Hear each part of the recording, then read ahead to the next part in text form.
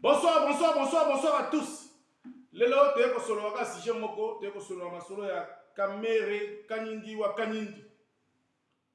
Kamere mbongo ayibaki mbongo ya leta yango te ko solo la muyibi ya kamere. Voleur, un criminel politicien ayiba mbongo ya ba congolais. Yango te ko lobela sije ngo ba condamné ba réduire peine il y a 13 ans. Yango sujet na biso na poko lelo te ko lobela ngwana. Cour d'appel a réduit peine. Ba réduit ba peine na ye ba condamné qui 20 ans. Donc yango te ko lobela na pourquoi ya lelo.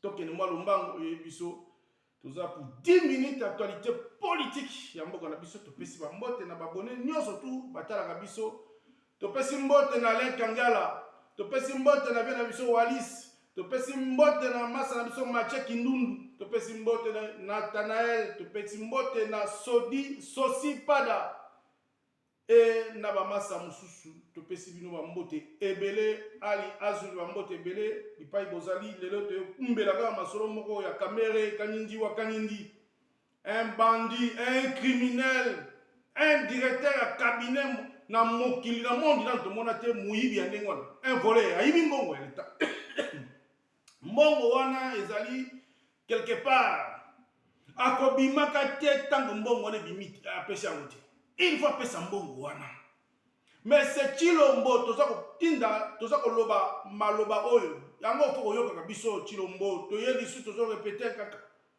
koyoka ba critique toza loba ba proposition oyo toza koloba oyo tolobaka yango wana pe eza ba développement ya kati ya mboka yango wana nde tombolaka pe mboka Chilombo yokaka biso moto wana pas de remise de peine encore na grâce présidentielle okobimisaka yete tanka bimisi mbongo wana te ayibi mbongo ya ba congolais baza ebele wana lokwa ya kangami non déjà eza faute na biso te eza faute ya ye moko donc lokwa ya kangami non etreba misusu il faut abimisa mbongo wana il doit payer eza mbongo ya ba congolais 58 millions de dollars américains oyebi boni kosalisa Congo hein.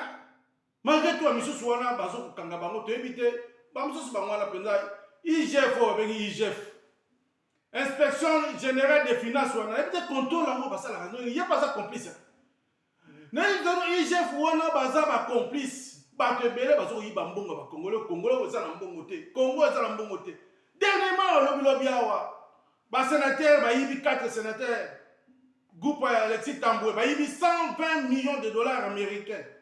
IGF pour ça la contrôle kuna. Bon yo ka dossier sans suite. Dossier pour les kaka bon sans suite. IGF wana. L'inspection générale des finances wana. Na yebite contrôle ba kena ça so ndenge mbongo suku mbongo contrôle les actes. Facture autant mbongo zo bima na kati ya l'État, na l'État, na trésor public. Mbongo wana bozo ko vérifier te. Mbongo qui na place Kingani, na société Kingani, tout ça la facture to bomba. Un jour ba preuve pour la bomba ma preuve. Bozo zo kabukanga batu, bozo baza ba complice.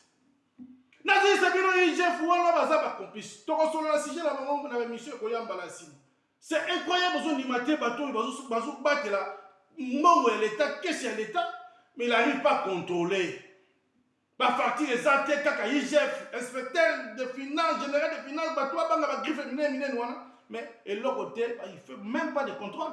C'est les jeunes bango moko ba kuluna ya kati ya Congo et comme monotomie to be ngota Congo to le belonga na saswana likambo IGF oyo likambo ya koyiba ka mbongo na kati ya institution yo surtout ba kenda après bango ba kei so mbongo na institution moko ba yibi mbongo bango ba ki contrôle eza la kamolo ya kamera ba kamolo ba kamera yibi mbongo ya leta oyo mbongo wana yali na malgré tout bakangi ba poche na ye tout ba banque ba compte na bango mais mbongo na ezali ba yibi pas mbongo na ezali yango to yibi sa mokonza mboka mais cette caméra ko tikala ko bimate tango ya futi mbongo te malgré tout ya ko libabe parce que il est arrêté il faut to le belonga ningo na sens wana parce que to beaucoup bimisa mutu ningo te parce que ils ont calculé les rois ya ko beta machine kaka donc tout d'après déjà ngo ya ça betinga 13 ans la sali inane nandambu grâce présidentielle à Chilombo peut-être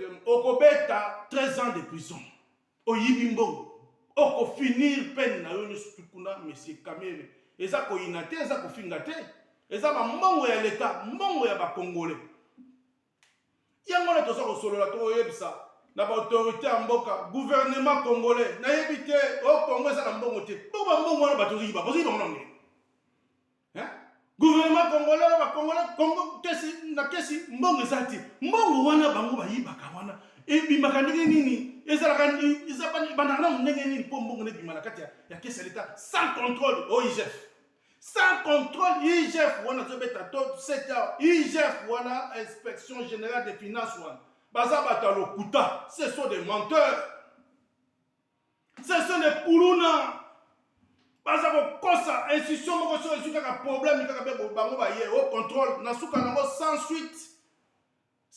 suite na kati ya contrôle bakosala IGF bolanda bino moko bamatata mponyo bayibi mbongo awo o toke contrôle na IGF akosala contrôle bamozito awo bango nyonso tu dossier moko te batalisi yango na justice pa bakangi bato wana rien du tout c'est comme Bruno Tshibala bayibi gouvernement na bango bayibi 650 millions de dollars oya Ilungu Nkamba pareil 180 millions de dollars sans suite IGF akendaki eloko te Cameroun quoi ni malchance Cameroun ça ben ba pena osangana te tala bandeko na ba politicien na ba collègue na yo sur la politique bango tout bayibi mbongo yo zaki na mayele te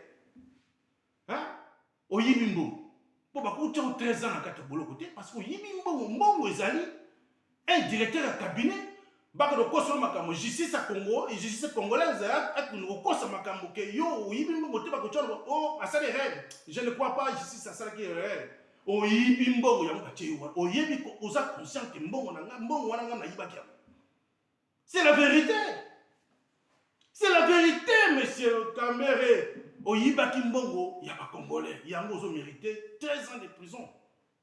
Voilà. Bande connexion à Congolais. Message n'a pas kumbé à na poko yangwana. Monsieur Kamere, il doit finir sa peine en prison. 13 ans, pas de réduction pour lui. Pas de réduction. Cet homme-là, il a volé. Ah, il y a mbongo Congolais. Donc, on accepter jamais. Motandanga va couper ses caisses présidentielles.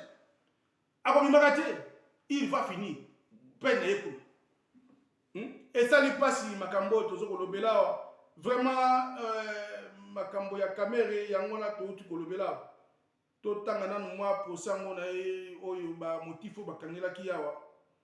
Procès de 100 jours. La cour d'appel inflige la peine de 13 ans de prison contre Kamere et 6 ans contre le Libanais Jamal.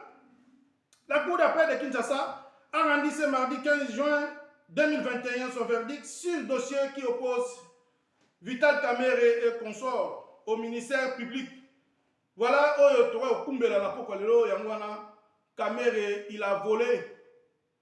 Kamere a zola la kana kata bolo kona makala. Kamere okobimate. Et ça faute ba Congolais te mbongo ya l'État oyibaki. Mbongo ne ko salisa ba Congolais partout na misala na ba société na ba banzela ba école bopito mbongo no yibaki yo moto moko zo yiba mbongo ebele ya ndenge wana Kamere oko payer ya mozo payer oko bimaka pété ti okufutaka mbongo wana oko bimaka te Kamere tozo yebisa yo tozo yebisa la mabako autorité ya Congolais pas de grâce il va mettre na 13 ans na yo wana pa mona pina ke oui et on a ça qui ezali mbongo ezali aza ko yoka soni pona kobimisa mbongo wana mbongo ezali mbongo ezali. Voilà un message à l'élo kumbela na poko lelo yangwana monsieur Kamere en tout cas eza faute na biso ya Congolais te eza faute na yo moko kena oyiba et IGF tozoko pointer doigt na IGF botika lokuta botika complice. Vous êtes tous ensemble dans la job au Congo. La corruption, l'institution, l'institution, côté mon boulot, il y a une publicité que moi contrôle, ok, je suis dans mon niveau. Vous faites attention, le gouvernement, le trésor public,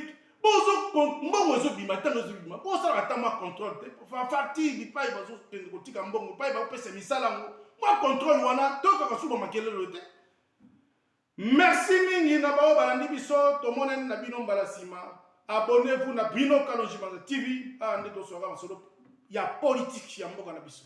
To pesi mbote mingi bipai tu bozali. Botika la malamu. Tomonen na bino mbala sima. Ciao ciao.